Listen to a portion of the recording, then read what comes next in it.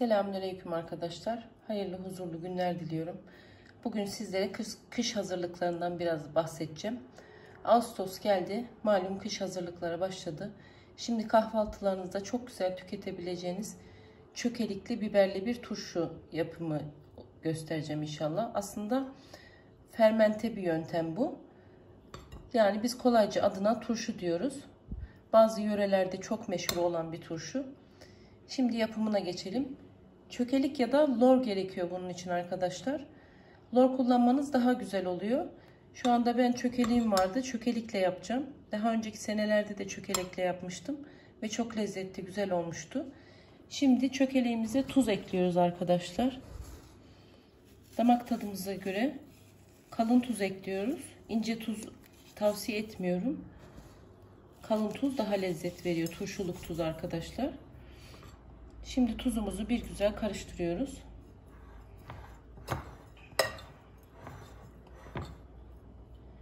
Karıştırdığımız çökeleğimizi şimdi bir kenara alıyoruz ve biberlerimizi bahçeden topladığımız atalık biberlerimiz,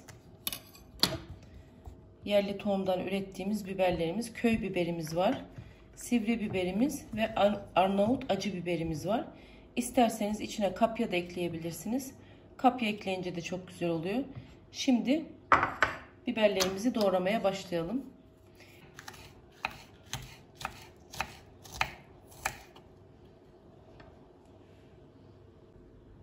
Evet arkadaşlar, şimdi biberlerimizi doğradık.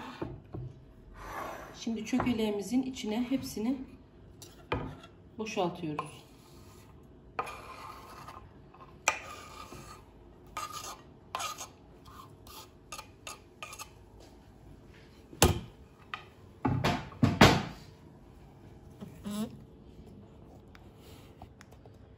Şimdi bir güzel karıştırıyoruz arkadaşlar.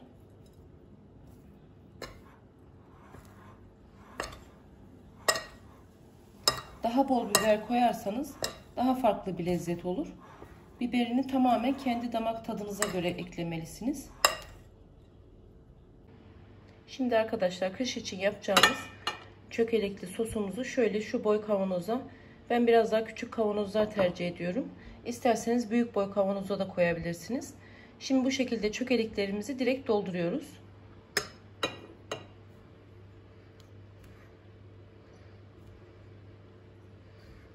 Biberlerini istediğiniz kadar bol koyabilirsiniz arkadaşlar.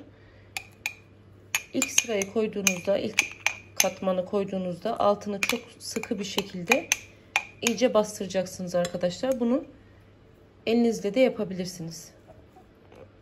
Tamamen şöyle elinizde bastırmanız daha iyi olacaktır.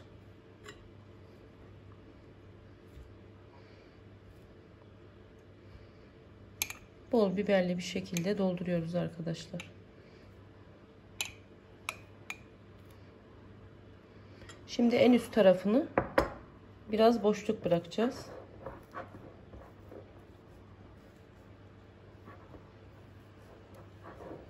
Tamamen elimizle itiyoruz. Gördüğünüz gibi kavanozumuzun üstünde biraz boşluk kalabilir. Şimdi üzerine sıvı yağ koyacağız. Çünkü biraz fermente olacağı için bu ürün kabarma olabilir. Hafif bir ekşime gibi olacak arkadaşlar. Bunun özelliği öyle. Üzerine sıvı yağ ekleyeceğiz şimdi. Arkadaşlar üzerine ben şimdi saf zeytinyağı ekliyorum. Tamamen üzerini kaplayacak şekilde. Siz isterseniz ayçiçek yağı da ekleyebilirsiniz.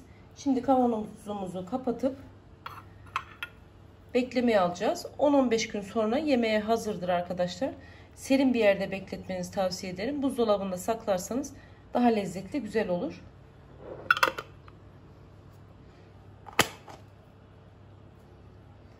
Bu şekilde kış için hazırladığımız ürün arkadaşlar. Şimdi ise kahvaltılık olanı hemen hep birlikte yapalım. Şimdi kış için olanları hazırladık. Şimdi kahvaltı için olanların içine ise bahçemizden topladığımız renkli domateslerimizden böyle minik minik doğruyoruz arkadaşlar. Her çeşit domatesimiz burada var. Gördüğünüz gibi bunlar garden peach, şeftali domates, siyah domates, ve Roseberry domateslerimiz var. Bunlar kendi mahsulümüz. Atalık eski tohum domatesler. Yerli tohumdur bunlar arkadaşlar. Daha önce Instagram sayfamızda da tohumlarla ilgili paylaşım yapmıştım sizlere. Toprağın Huzuru Instagram sayfamız. Şimdi domateslerimizi de bu şekilde minik minik doğruyoruz arkadaşlar. Daha sonra çökeleğimize karıştıracağız.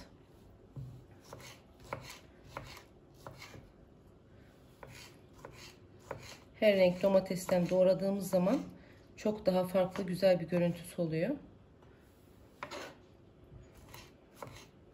Bizim kahvaltıda en çok sevdiğimiz domateslisi arkadaşlar. Domateslisini kış için de yapabilirsiniz.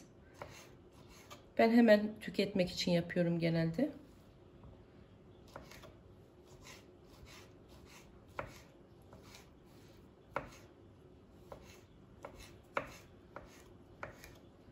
Şimdi domateslerimizi çökeleğimize ekleyelim.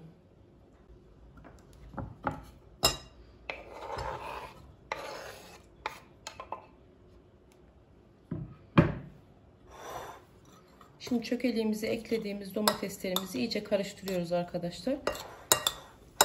Şöyle domatesler çok ezilmeden harmanlıyoruz.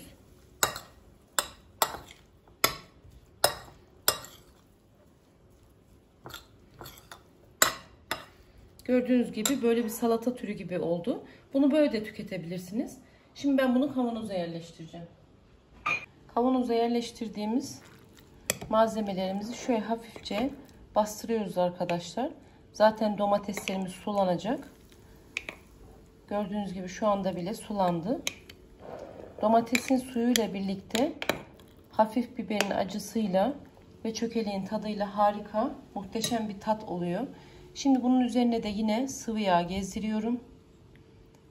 Ertesi gün yemeğe hazırdır arkadaşlar. Çok lezzetli bir salata türü. Mutlaka denemenizi tavsiye ederim. Şimdi kapağını kapatıp buzdolabına alıyoruz. Şöyle size bitmiş halinde göstereyim. Görüntüsü bile çok güzel. Mutlaka tavsiye ederim. Şimdi diğer şunları da göstereyim. Kış için hazırladığımız. Bunlara da domates koyabilirsiniz. Çok lezzetli kahvaltılıklarımız hazır. Afiyet şifa olsun.